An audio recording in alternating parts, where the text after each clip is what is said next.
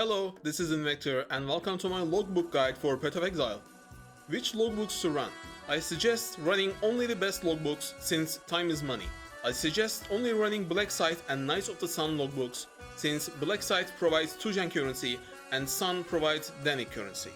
Note that there are different modifiers on logbooks and you can stumble upon logbooks that say area contains Allrot, which is the boss for the Sun logbooks.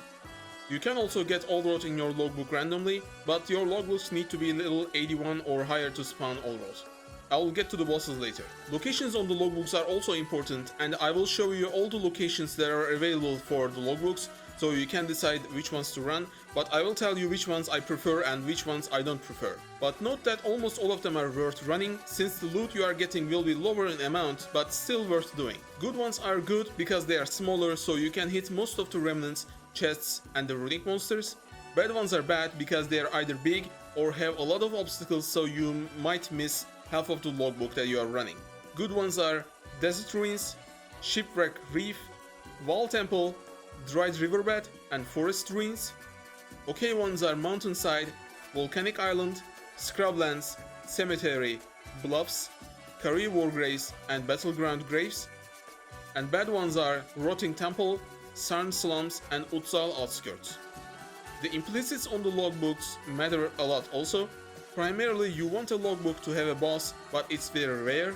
Other than that, good modifiers are the modifiers that allow you to hit most things that you want to hit. Thus, good modifiers are increased number of explosives, explosive radius, explosive placement range, and increased number of runic monster markers. All other modifiers are secondary. Note that these are implicits and you can reroll them by using blast orbs. Also note that liking this video and subscribing to the channel is a great way to reroll your luck and get divines in your maps, so if you would just do that, I would greatly appreciate it.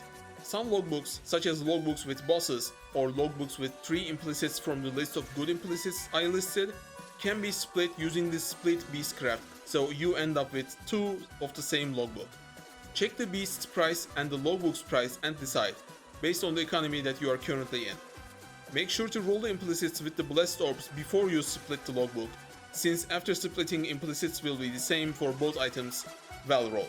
After you are done with splitting, you should be crafting your logbooks. Using alchemy and scour orbs, you should try to get a high quantity on all of your logbooks. Try to aim above 65 or 70. After you're done crafting your logbooks, now is the time to run them. When you enter a logbook, search for a skull icon on the map.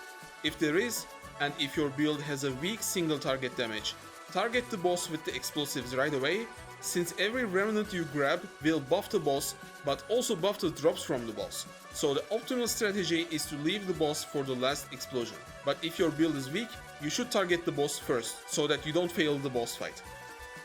Other than that, focus on grabbing the good remnants, such as runic monsters are duplicated, and every mod mentioning quantity of items or artifacts from chests or monsters.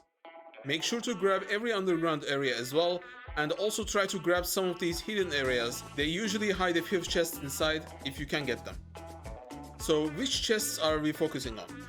The ones with the artifact symbol on them, and secondarily you can focus on currency, divination cards and heist chests. Remember, time is money, so we are in these logbooks for the minimum amount of time, so don't focus too much on min-maxing the logbook. Just take a good look at the logbook when you get in, spend a couple of seconds thinking about where you should focus on and where to path, and then drop your explosives quickly and finish the logbook fast. You don't want to spend double the time and only maybe get 10% more loot.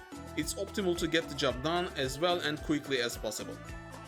My next video will be about rolling Danic, 2-gen, Rogue and Gwenin. If you think to yourself how complicated it can be, but also wondering how can someone farm a mage blood in 3 days with just 2-gen, then you might want to watch that video and learn the tricks yourself. You can ask your questions in the comment section or just join the Discord I set up. Stay tuned.